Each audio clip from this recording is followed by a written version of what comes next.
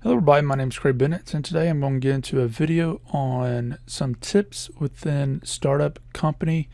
And this is beta 12.3 in August 12th, 2017. So as far as this game goes, this is a quite an interesting game. I'll leave a link down to Steam link for you to check it out. But I found a few things here that can probably help some people out, because I noticed some people on YouTube have massive problems with making as much money as possible within this game. So first things first is, one of the first things that you need to note is decor really doesn't matter within this game at this time. This might change in the future. Yes, decor does add some buff. So for example, like right here, this adds a 1% office buff, and some of the other things can add quite a bit of more of an office buff. But for the most part, it doesn't really matter at the end of the day. It's not enough to really care too much about. Now, as far as things goes, if you do want to make as much money as possible, as quickly as possible, what I would suggest for you to do is to get, when you first start out, 2 developers and 1 of the sales individuals.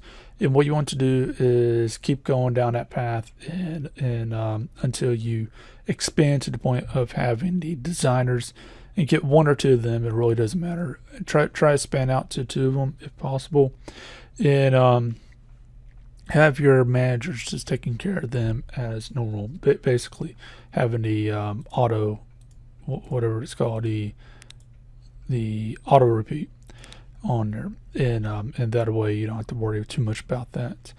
The ones I wouldn't have auto repeat on is maybe the designers, the lead developers, and that's simply because they are so unique as far as what they make that you can easily mess up if if you have them doing the wrong thing. But the ones that I would especially have you to have the auto repeat on is probably the researcher, and because the fact of the matter is they are otherwise every other second you're gonna have to tell it to hey, keep researching this, and that way your manager can just take care of that.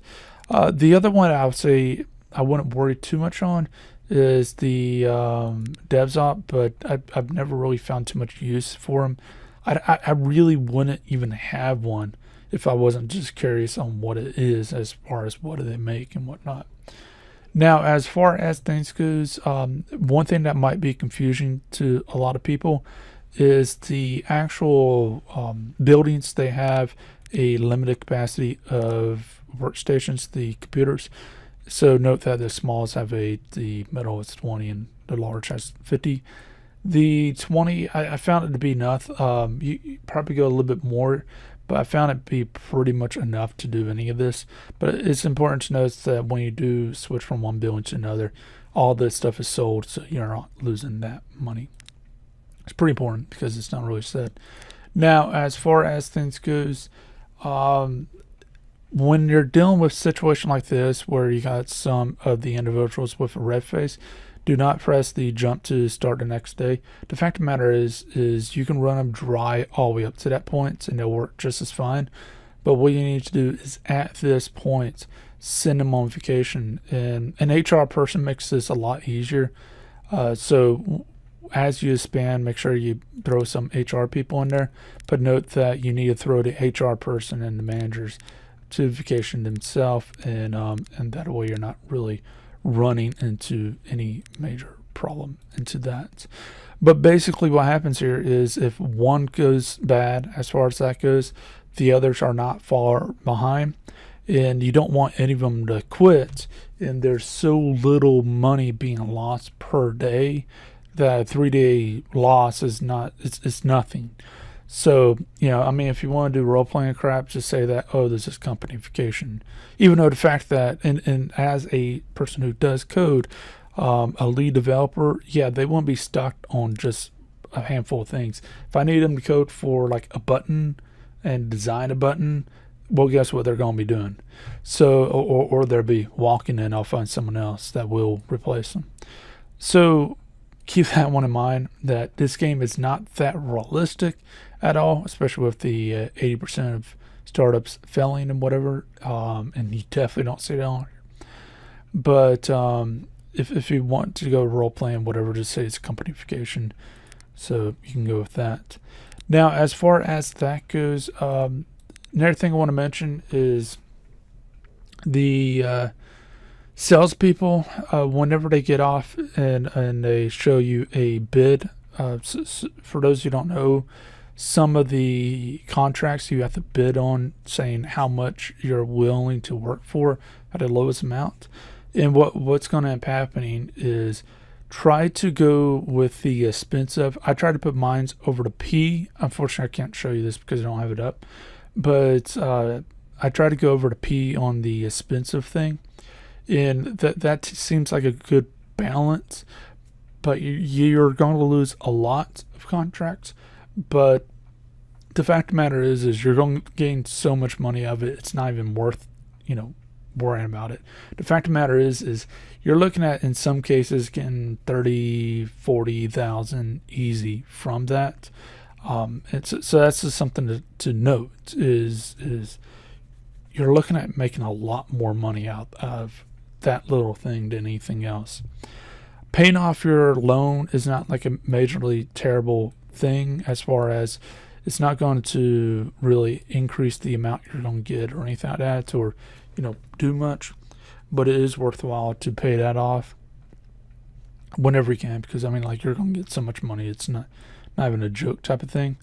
So as far as that goes, that's pretty much. The passive income, you make more off the contract, so I really wouldn't worry about the passive income too much. The only way I would really give two craps about passive income is if you move to the 50-person building. And the reason why I'll give two craps about that is because you got too many people at that point. This is what I'll consider be max capacity of being worthwhile. If I have any more than this, I would have to have another salesperson to make this even more worthwhile. So this, I would say, is like almost a max capacity, simply because anything more than this, maybe other than adding an extra HR person or two, anything more than this, the fact of the matter is it's too many.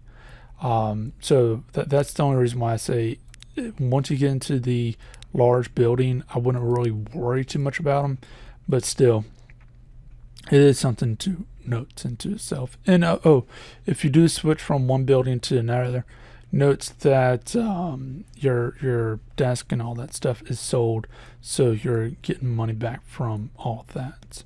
So that's important to note into itself. But anyways, hopefully this has helped you out and to understand this. If you got any more questions, then feel free to let me know. I know there's some things, like when I was going through, let me show you. When I was going through this and this thing, let's see if I can just show it. When I was going through it and trying to figure out what that is, I know I was a little bit confused, and all you have to note is that's not even worth it until you get much later into the game. And the fact of the matter is most of the stuff you can develop with a giving person somewhere down the line. So, for example, like the marketing person might be able to develop that stuff, and the DevOps can develop some of these other things. So it's important to note that if you cannot develop it now, someone down the line can develop it. It's just very confusing until you get playing in this in good ways. But anyways, as far as that goes, hopefully this helped you out. So if it has, then leave a like, subscribe, share, and I'll see you next video. Hope you have a great